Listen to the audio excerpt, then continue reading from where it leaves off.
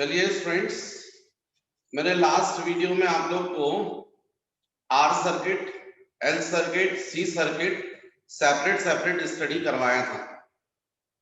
और जब वो करवाया था तो बच्चों लास्ट में मैंने एक डिस्कशन किया था जिसको मैं सोच रहा हूँ एक बार फिर से करूं, क्योंकि अब मैं एक्चुअली में RL circuit, RC circuit, LC circuit और एलसीआर सर्किट करवाने वाला हूं। तो उसके पहले एक बार फिर से आपको रिवाइज करवा दूं, जो मैंने आपको वेक्टर डायग्राम बताया था वो थोड़ा यहाँ जरूरी है, क्योंकि उसी के बेसिस पर अपन आगे के सर्किट्स कंटिन्यू करते हैं। तो आप लोग ध्यान दें, जब मैंने आपको बताया था तो मैंने बोला था करंट को आपको हॉरिजॉन्टल लेना है, और आर सर्किट में आपको मालूम था कि वोल्टेज और करंट इनके बीच में फेज डिफरेंस 0 था।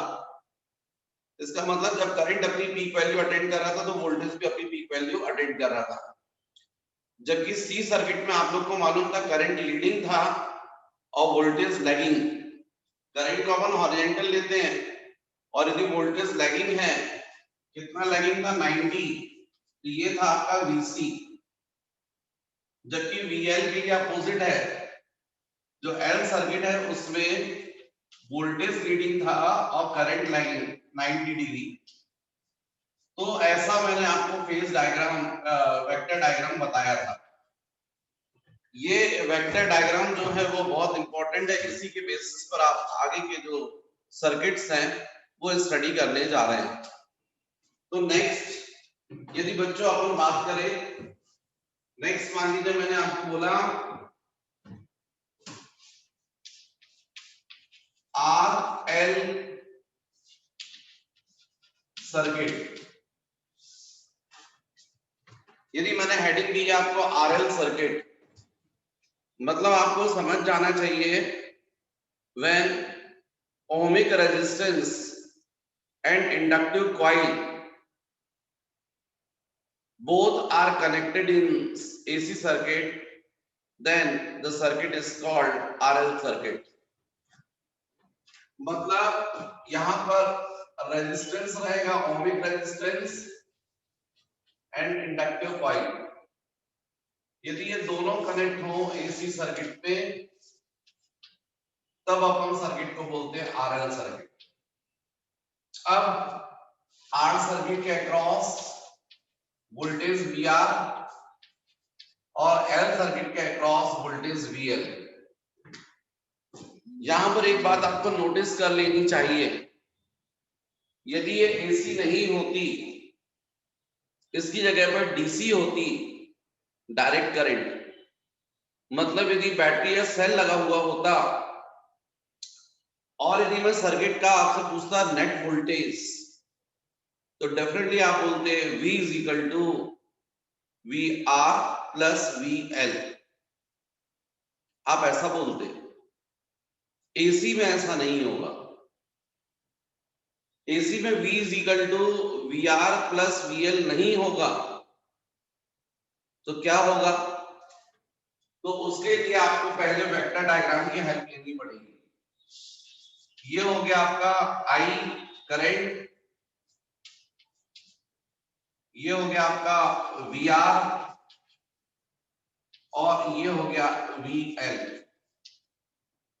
VR और VL इनका नेट वोल्टेज, रिजल्टेंट वोल्टेज ये V। अब आप देखिएगा सर्किट का नेट वोल्टेज आपको दिख रहा है, करंट से लीडिंग है। कितना लीडिंग है? तो सपोज फेज डिफरेंस है 5। अब यदि VL को आप चाहो तो इसका लाइन वेक्टर यहां ड्रॉ कर सकते हो, तो ये भी VL होगा। यदि ये VL था तो ये भी VL होगा। तो बच्चों यहां पर 5 जो होना चाहिए वो होना चाहिए फेज डिफरेंस। देख के समझ में आ रहा है आपको? वोल्टेज ये लीडिंग होगा और करंट जो होगा वो लैगिंग होगा।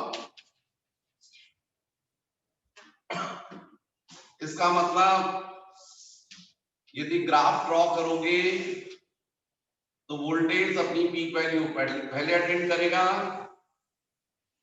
और करंट अपनी पीक वैल्यू बाद में। जो अपर ग्राफ होता है वो voltage time graph, lower graph जो होता है वो करंट टाइम ग्राफ। तो वोल्टेज अपनी पीक वैल्यू पहले अटेंड कर लेगा, करंट अपनी पीक वैल्यू बाद में। ये टाइम। तो अब यदि अपन बात करें यहां पर ये फेज डिफरेंस कितना है, तो आप निकाल सकते हैं phase difference tan phi is equal to perpendicular upon base VL upon VR, perpendicular upon base तो VL upon VR, perpendicular VL अपन लिख सकते हैं I into XL, VR अपन लिख सकते हैं I into R, I cancel, XL आपको पता है ओमेगा L और ये हो गया R।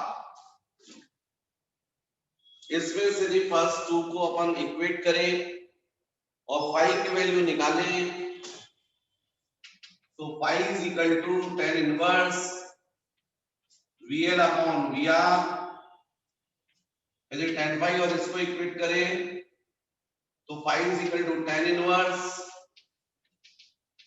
XL अपॉन R, और इसको इक्वेट करें तो tan inverse omega L by R। ये होगा phase difference between alternating voltage and alternating current। अब जैसा मैंने आपको समझाया था कि when two or more than two components connected in AC circuit, then the equivalent resistance of circuit is called impedance। तो नो डाउट यहां पर अपन को इम्पिडेंस फाइंड करना होगा। तो अब हमको मालूम है ये ट्रायंगल दिख रहा है, इसमें रिजल्टेंट वोल्टेज V, यदि आप पाइथागोरस थ्योरम अप्लाई करते हैं तो V इज इक्वल टू होना चाहिए root over VR square plus VL square. Hypotenuse square is equal to root over perpendicular square plus base square. What is V? I into Z। V is equal to I into R होता है, यहाँ पर R ना बोल के अपन क्या बोलेंगे impedance, क्योंकि टू कंपोनेंट है। जिसका इम्पिडेंस RL सर्किट का, तो Z I into Z RL ये हो जाएगा रूट ओवर VR आपको पता है I into R स्क्वायर, और VL आपको पता है I into XL square. I square common निकलेगा, स्क्वायर रूट के बाहर निकलकर I इसको कैंसिल कर देगा, तो ZRL is equal to root over RL square plus XL square. ये इंपेडेंस होगा। आपको फिर से मैं बोलूं, हर सर्किट में अपन को यही करना है, फेज डिफरेंस निकालना है, इंपेडेंस निकालना है और साथ में ग्राफ बताना है। तो आरएल सर्किट से रिलेटेड यदि आप इस वेक्टर डायग्राम को याद रखें तो ये कुछ भी याद नहीं रखना पड़ेगा, आप खुद निकाल लेंगे जैसा मैंने आपको बताया है।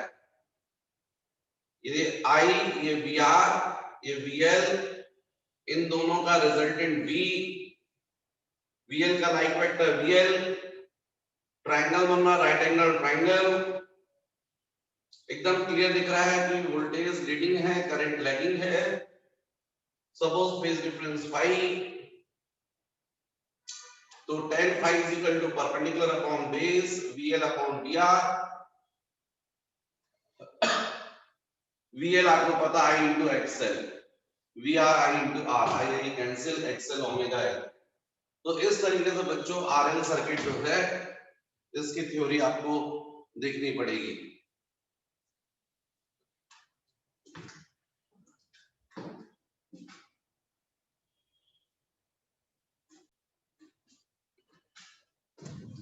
नेक्स्ट बच्चों RC circuit, when ohmic resistance and capacitor connected in AC circuit, then circuit is called RC circuit। ये R और ये C, और सपोज R के अक्रॉस वोल्टेज VR, L के अक्रॉस वोल्टेज VC। तो यदि डायरेक्ट करंट होता तो आप बोल देते resultant voltage V is equal to VR plus VC। लेकिन DC में, AC में ऐसा नहीं होगा। AC में जो कुछ आपको बताना है तो पहले वेक्टर डायग्राम ड्रॉ करना पड़ेगा। तो आपको पता है यहाँ पर करंट हम हॉरिजॉन्टल लेंगे, R सर्किट में फेज डिफरेंस 0 होता है, इसलिए करंट वेक्टर और VR वेक्टर सेम डायरेक्शन में, जबकि VC जो होगा वो डाउनवर्ड, क्योंकि आपको मालूम है सी सर्किट में करंट लीडिंग होता है और वोल्टेज लैगिंग 90 बिहाइंड होता है। तो इसका मतलब VR और VC इनका रिजल्टेंट वोल्टेज ऐसा होगा। अब आपको क्लियर दिख रहा है करंट लीडिंग और रिजल्टेंट वोल्टेज लैगिंग। कितने का फेज डिफरेंस है? सपोज 5 का, तो 5 क्या हो गया? Phase difference. बिल्कुल डायग्राम में क्लियर दिख रहा है, वेक्टर डायग्राम में करंट जो है वो लीडिंग और रिजल्टेंट वोल्टेज V जो होगा वो लैगिंग।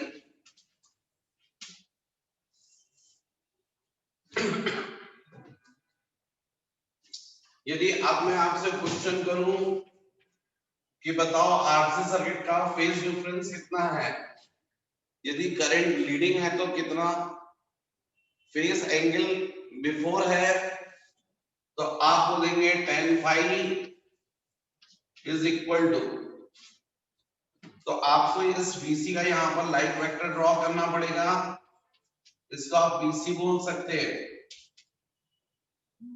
अब tan phi क्या होगा? परपेंडिकुलर अपॉन बेस, मतलब VC अपॉन VR, या फिर VC क्या होता है? I into XC।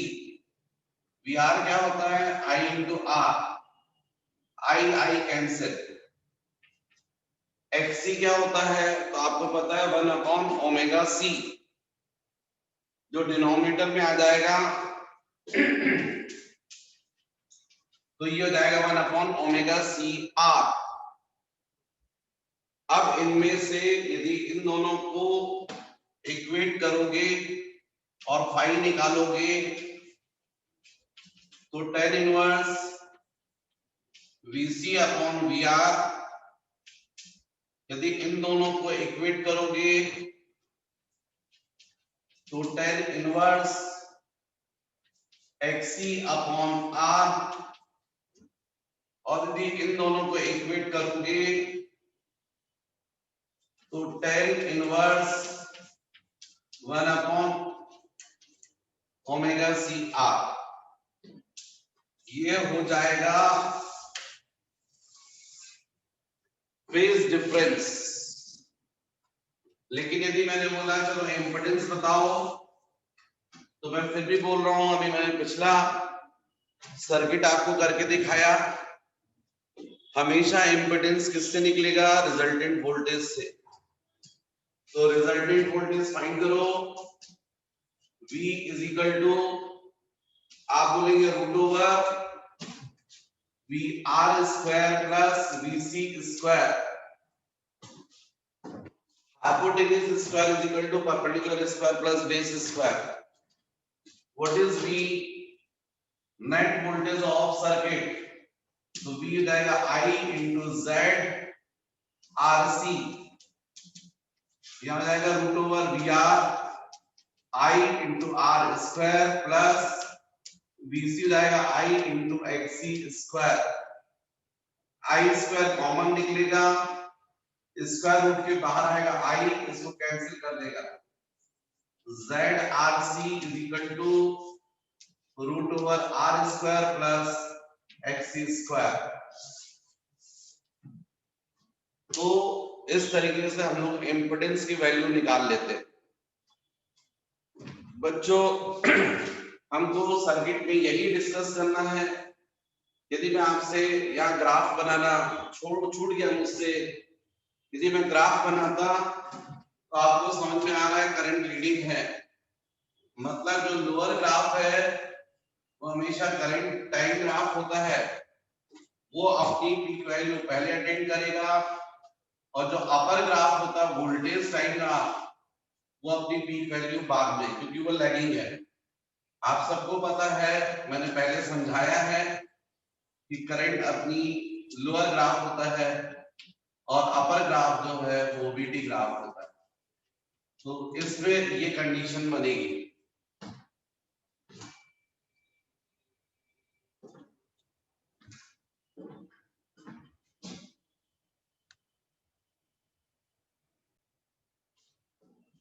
नेक्स्ट बच्चों, LC circuit. when inductive coil and capacitor both are connected in AC circuit, then circuit is called LC circuit. Suppose inductive coil के across voltage VL और capacitor के across voltage VC.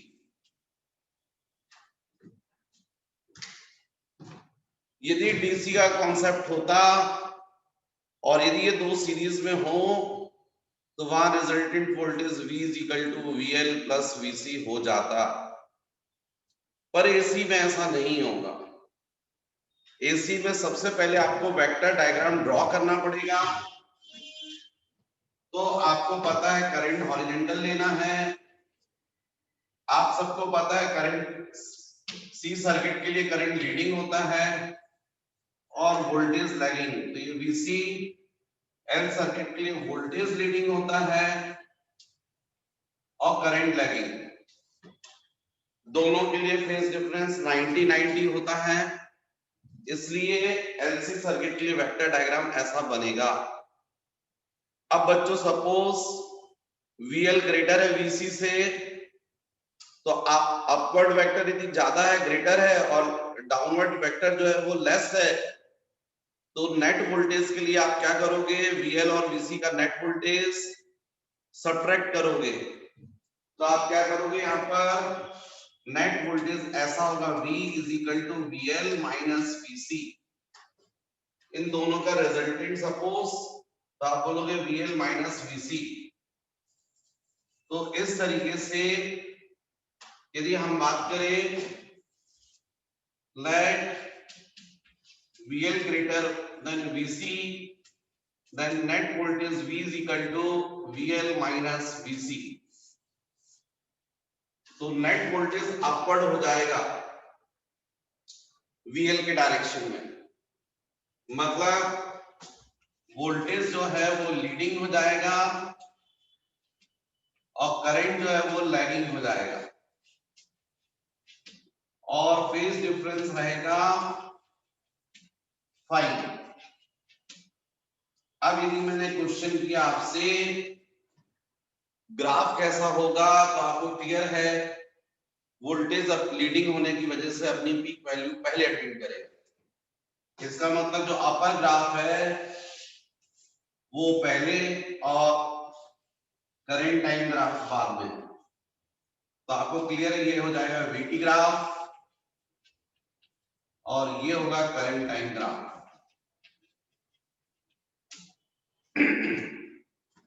अब next यदि मैं बात करूं आपसे,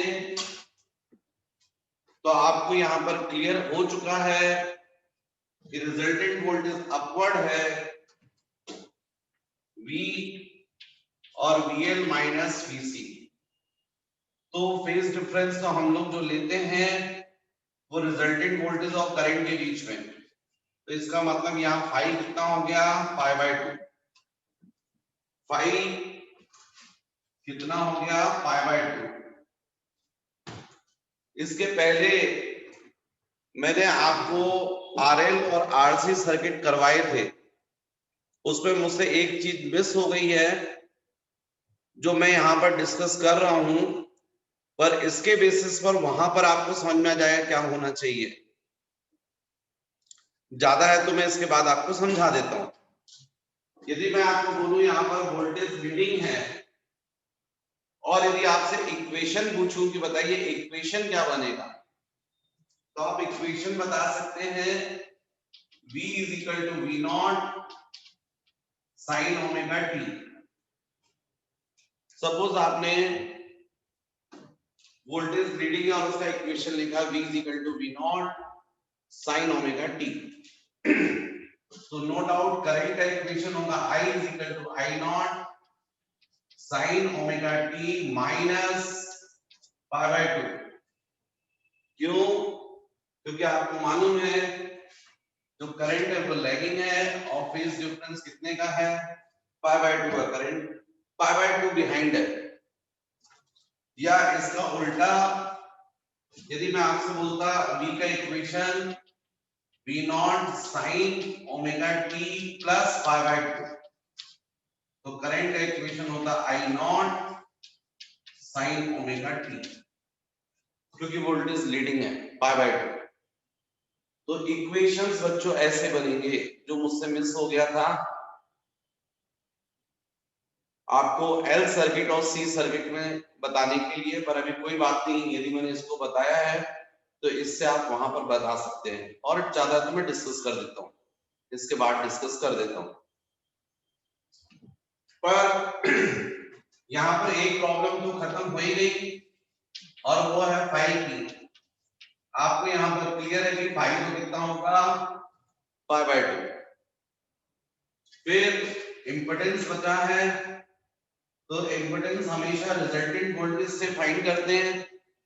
तो यहाँ पर V इक्वल टू होगा VL माइनस VC। अब resultant voltage V is equal to I into Z, VL हो जाएगा I इंटू XL और VC हो जाएगा I इंटू XC। ये इम्पीडेंस जो होता है वो टू कंपोनेंट्स की वजह से होता है या उससे ज्यादा कंपोनेंट की वजह से। तो यहाँ पर दो कंपोनेंट L और C है, इसलिए ये ZLC। करंट कॉमन निकल गया, कैंसिल कर देगा, तो इम्पीडेंस की वैल्यू आ गई ZLC is equal to XL minus XC। ये इम्पीडेंस हो गया। इस सर्किट को बच्चों रेजोनेंट सर्किट भी बोलते हैं। इस सर्किट को रेजोनेंट सर्किट भी बोलते हैं। रेजोनेंट सर्किट तब होता है जब सर्किट से करंट मैक्सिमम फ्लो करता है। यदि सर्किट से करंट मैक्सिमम फ्लो करे तो ऐसे सर्किट को हम रेजोनेंट सर्किट कहते हैं। If I maximum, then circuit is called resonant circuit। तो LC सर्किट जो है वो बिहेव करता है as a resonant circuit. Resonant circuit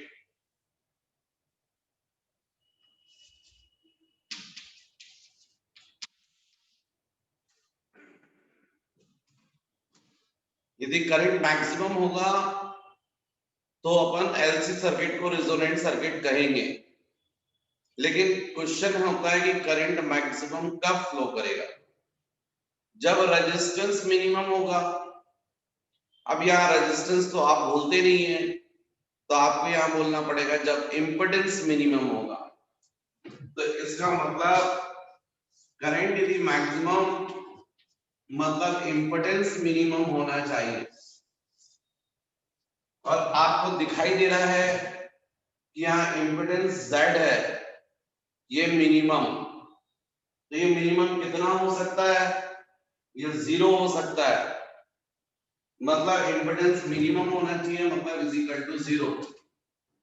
जब इम्पिडेंस 0 होगा तो नो डाउट करंट इनफाइनाइट हो जाएगा। तब अपन इस सर्किट को रेजोनेंट सर्किट बोलेंगे। पर इम्पिडेंस 0 हो गया, इसका मतलब XL माइनस XC की वैल्यू 0 हो जाएगी। इसका मतलब XL is equal to XC होगा। मतलब यदि LC सर्किट में इंडक्टिव रिएक्टेंस और कैपेसिटिव रिएक्टेंस इक्वल हो तो इम्पिडेंस की वैल्यू मिनिमम हो जाती है, करंट की वैल्यू मैक्सिमम हो जाती है, और ऐसी सिचुएशन में सर्किट को हम बोलते हैं रेजोनेंट सर्किट। बच्चों यहां पर XL is equal to XC है। XL आप सबको पता है ओमेगा L, XC आप लोग को सबको पता है 1 अपॉन ओमेगा C। यदि ओमेगा को क्रॉस मल्टीप्लाई कर दे तो omega square is equal to 1 upon LC। मतलब omega is equal to 1 upon root over LC। इसको बोलते हैं एंगुलर फ्रीक्वेंसी। यदि AC की जो सप्लाई हो रही है AC, उसकी एंगुलर फ्रीक्वेंसी LC सर्किट में कितनी हो 1 अपॉन रूट ओवर LC, तो जो सर्किट होता है वो रेजोनेंट सर्किट होता है, उसमें मैक्सिमम करंट फ्लो करता है। लेकिन आप सबको पता है omega is equal to 2 pi f, तो omega is equal to 2 pi f 1 upon root LC। तो इसका मतलब f is equal to 1 upon 2 pi into 1 upon root LC। मतलब AC सर्किट में जो करंट सप्लाई हो रहा है यदि उसकी frequency 1 upon 2 pi root over LC हो तो सर्किट रेजोनेंट हो जाएगा, उसमें से मैक्सिमम करंट फ्लो करेगा। बच्चे ये सब ऑब्जेक्टिव टाइप क्वेश्चंस बनते हैं। आपसे कंडीशन पूछते हैं, कंडीशन फॉर रेजोनेंट सर्किट, तो ऑप्शन दिए हैं, मान लीजिए एंगुलर फ्रीक्वेंसी से रिलेटेड, तो उसका करेक्ट आंसर होगा angular frequency omega it should be equal to 1 upon root over LC।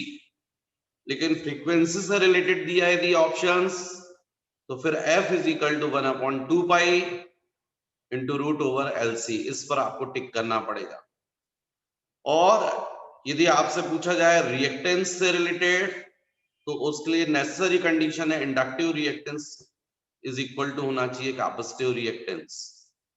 ये सब आपको पता होना चाहिए। तो ये है बच्चों पूरा कंप्लीट LC सर्किट।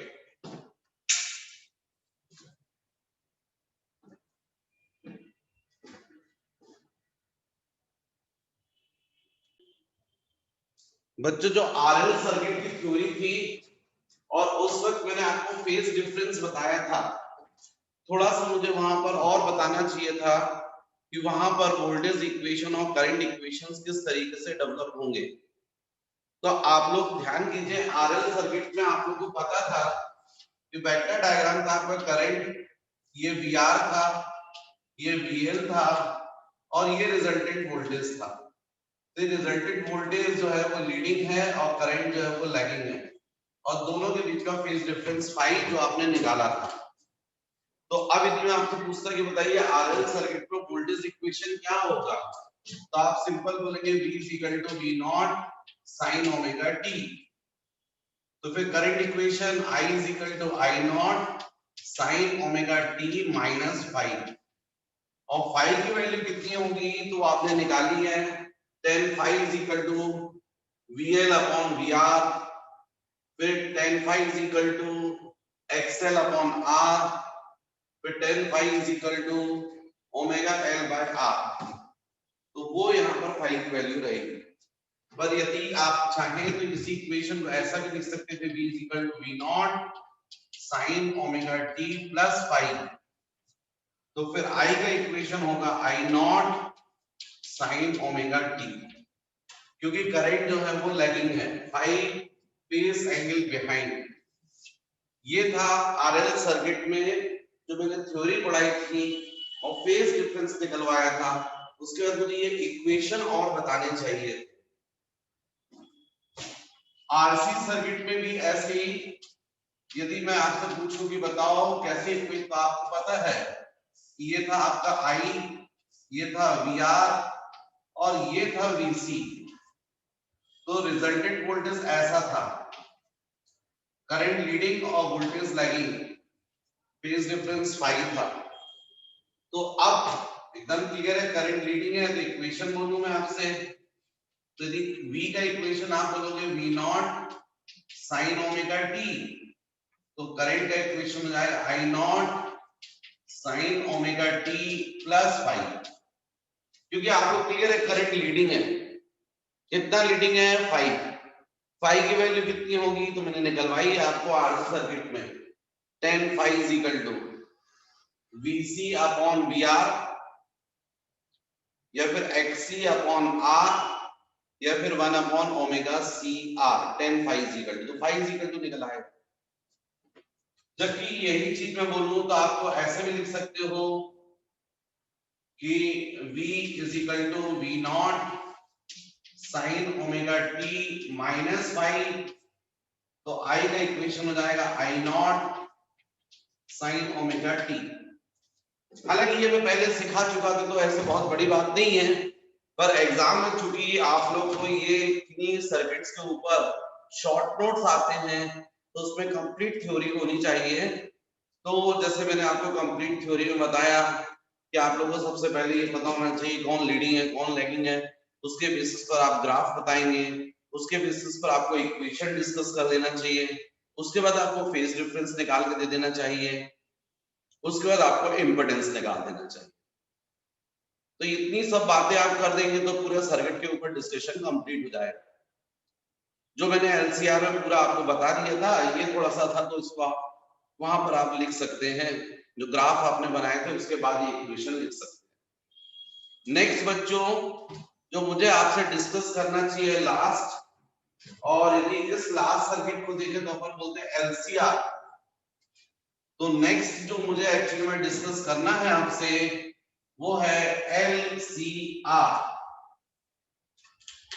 वैसे तो मैक्सिमम जनरली एग्जाम में यही आता है आपको एलसीआर सर्किट के ऊपर शॉर्ट नोट्स, मैक्सिमम केस में, क्योंकि ये सब कवर कर देता है तो इसलिए आ जाता है question, right, short notes on LCR circuit. तो ये बहुत इंपॉर्टेंट है आपके लिए, नेम से ही आप समझ गए आप, when ohmic resistance, capacitor and inductive coil all are connected in AC circuit, then circuit is called LCR। तो यहाँ पर बच्चों जो डायग्राम है उसमें यदि मैं बोलूं ये LCR,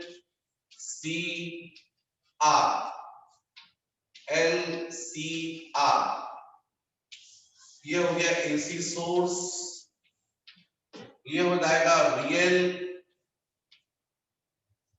ये यहां पर हो जाएगा VC और ये VR। इंडक्टिव कॉइल के अक्रॉस वोल्टेज VL, कैपेसिटर के अक्रॉस वोल्टेज VC और R के अक्रॉस वोल्टेज VR।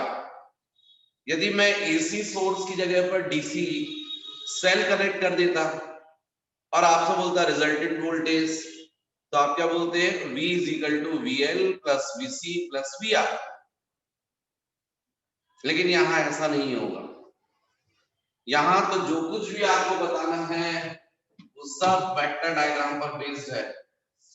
तो ये हो गया बच्चों करंट, ये हो गया VR, ये हो गया VL और ये हो गया VC। 3 वोल्टेज वर्क कर रहे हैं और आप सबको मालूम है कि आर सर्किट में फेज डिफरेंस 0 होता है, करंट और वोल्टेज एक साथ अपनी पीक वैल्यू अटेंड करते हैं। जबकि सी सर्किट में आप सबको पता है करंट लीडिंग होता है और वोल्टेज लैगिंग, और आप सबको पता है एल सर्किट में वोल्टेज लीडिंग होता है और करंट लैगिंग। तो ये वेक्टर डायग्राम जो मैंने इस वीडियो के स्टार्टिंग में भी आपसे डिस्कस किया, पिछले वीडियो के लास्ट में भी डिस्कस किया है, कैसे होता है वो पूरा समझाया भी है। तो अब इसमें एक काम करो बच्चों, पहले क्योंकि जनरली VL ग्रेटर होता है VC से, तो थोड़ी देर के लिए VR को भूल जाओ और VL और VC का क्या निकाल लो, रिजल्टेंट वोल्टेज। तो आपको पता है इन दोनों का रिजल्टेंट वोल्टेज होगा VL माइनस VC। तो जब इन VL और VC का आपने यहाँ रिजल्टेंट बता दिया है तो VL का कोई मतलब नहीं है और VC का कोई मतलब नहीं है। अब आपके पास केवल 2 वोल्टेज हैं, एक VL माइनस VC और एक VR। तो इन दोनों का रिजल्टेंट वोल्टेज ये होगा। मतलब कुल मिलाकर ये पूरे सर्किट का रिजल्टेंट वोल्टेज है। तो आपको क्लियर दिख रहा है कि यहाँ वोल्टेज लीडिंग हो गया और करंट लैगिंग, और वोल्टेज और करंट के बीच का फेज डिफरेंस सपोज 5। तो इसका मतलब यहां पर यदि मैं बोलूं आपसे फेज डिफरेंस, तो आप बोलेंगे 5 फेज डिफरेंस होगा। और आपको क्लियर यहां पर V क्या हो गया, वोल्टेज लीडिंग हो गया, करंट क्या हो गया, लैगिंग हो गया। Voltage leading, current lagging. अब मेरा आपसे क्वेश्चन है कि यदि वोल्टेज लीडिंग है तो वो वोल्टेज का इक्वेशन, तो आप बोलोगे V is equal to V naught sine omega t. Current का इक्वेशन पूछूंगा तो आप बोलोगे I naught sine omega t minus 5, क्योंकि करंट लैगिंग है। या फिर V is equal to V naught sine omega t plus 5, तो I is equal to I naught sine omega t, ऐसा भी लिख सकते हो। तो मैं आपसे पूछूंगा ये 5 कितना है फेज डिफरेंस, तो आप निकाल लोगे। पर फेज डिफरेंस निकालने के लिए पहले आपको इसका लाइक फैक्टर यहां ड्रॉ करना पड़ेगा और इसको आपको लिखना पड़ेगा VL माइनस VC। ये VL माइनस VC है तो ये भी VL माइनस VC।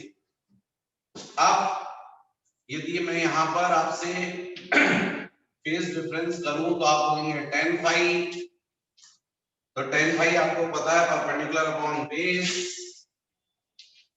तो आप बोलेंगे VL minus VC upon VR। VL बोलो बच्चों तो आप बोलोगे I इंटू XL, VC पूछूंगा तो आप बोलोगे I इंटू XC, और VR पूछूंगा तो आप बोलोगे I इंटू R। ये सब सेपरेट सेपरेट मैंने सर्किट पिछली क्लास में आपको पिछले वीडियो में बताया था, उसके बेसिस पर वैल्यूज रखना हूं मैं। तो यहाँ पर I कॉमन निकल गया, इस डिनोमिनेटर के I को कैंसिल कर देगा। तो इस तरीके से आपको tan phi की वैल्यू मिल गई। इसका मतलब आप phi बता सकते हैं। यदि मैं आपसे फेज डिफरेंस y, तो आप बोलेंगे tan इनवर्स, इन दोनों को इक्वेट करेंगे तो VL minus VC upon VR, और यदि फर्स्ट और इसको यदि इक्वेट करेंगे तो आप बोलेंगे tan inverse XL minus XC upon R।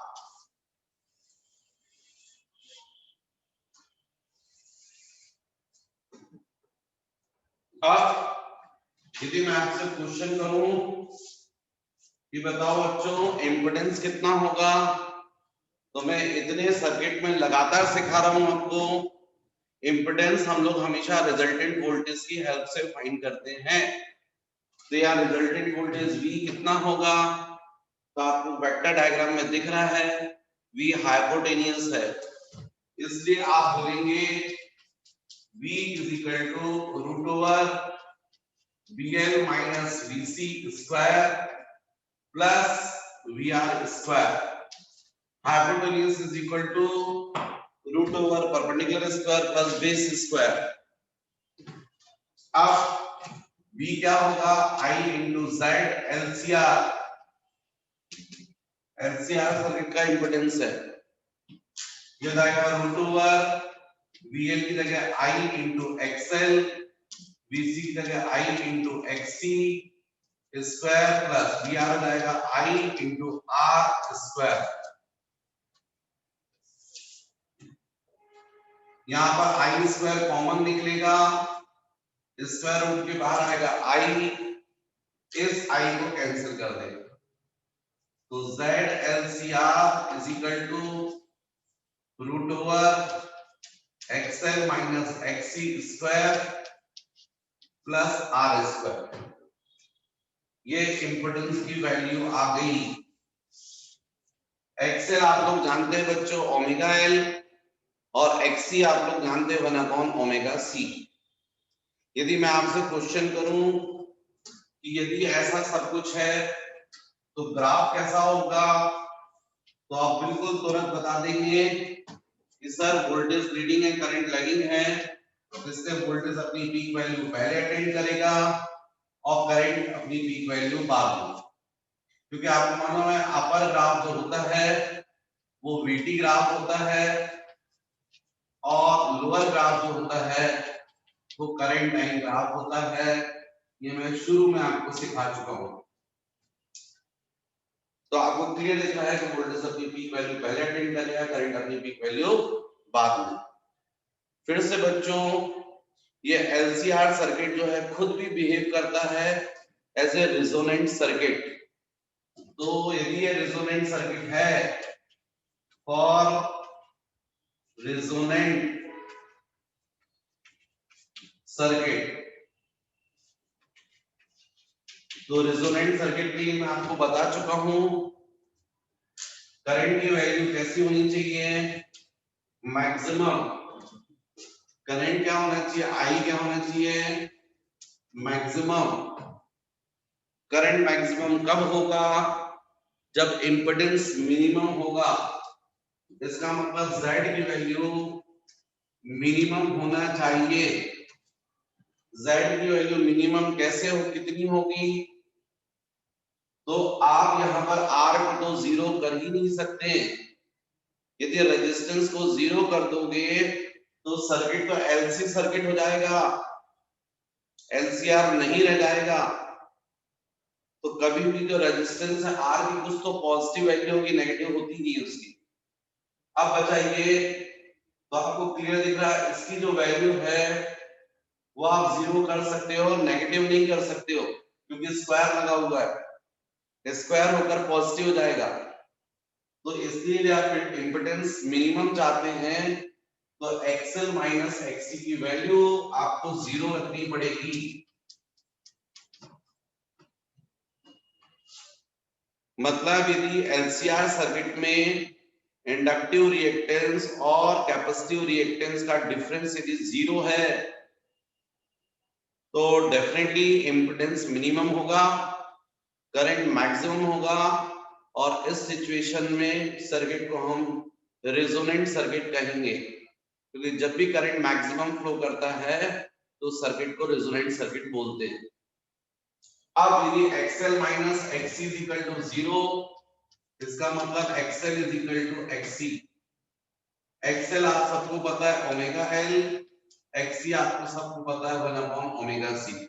सब निकलवाया है मैंने, ये सब कंडीशंस है बच्चों, सबके ऊपर आपको ऑब्जेक्टिव टाइप क्वेश्चंस दिखने मिल जाएंगे। तो क्रॉस मल्टीप्लाई करोगे तो omega square is equal to 1 upon LC means omega is equal to 1 upon root over LC. ये ओमेगा को बोलते हैं एंगुलर फ्रीक्वेंसी ऑफ एसी। लेकिन फ्रीक्वेंसी पूछा जाए तो ओमेगा होता है 2 पाई एफ, किधर आएगा 1 अपॉन रूट एलसी। भाई omega is equal to 2 pi by t होता है ना टाइम पीरियड, या फिर 2 पाई एफ होता है।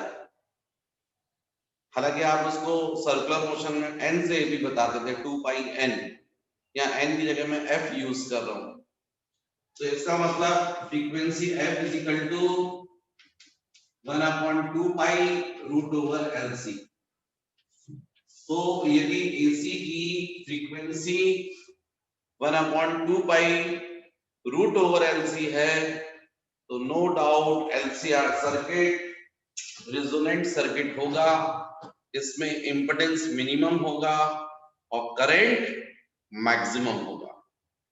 तो बच्चों ये जो वीडियो है मैं भी साइड में हट गया हूं और हमने ये एलसीआर सर्किट किया। आज इस वीडियो में बस इतना ही। बाकी नेक्स्ट वीडियो बहुत इंपॉर्टेंट रहेगा क्योंकि मैं उसमें पावर बताने वाला हूं, पावर इन एसी सर्किट। क्योंकि ये जो पढ़ रहे हो ना आप, मुझे मालूम है कि आपको समझ में तो आ रहा है सर्किट की, हाँ भाई ठीक है, पर एक्चुअल इसका क्या मीनिंग है प्रैक्टिकल लाइफ में वो नहीं पता आपको। ऐसी कौन सी कंडीशन है जिसमें एसी में पावर कंजम्पशंस मिनिमम हो, और उसी बेसिस पे तो ये एलईडी वगैरह बन गए हैं। एलईडी का जो इन्वेंशन हुआ है वो यही सब समझ के किया गया है। तो ये सब हम देखेंगे नेक्स्ट वीडियो में। बच्चों आप लोग पढ़ाई कर रहे हो मेरे वीडियो के थ्रू, कम से कम वीडियो चैनल को सब्सक्राइब तो करो। तुम लोग को जितनी सारी चीजें इंफॉर्मेशन है वो सब मिलती जाएंगी। मैं जितने भी एमसीक्यूज या टेस्ट वगैरह सब डाल रहा हूं तो वो आपको इन्फॉर्मेशन नहीं था, आधी अधूरी चीजें आप, क्योंकि आप लोग सर्च नहीं कर पाते हैं।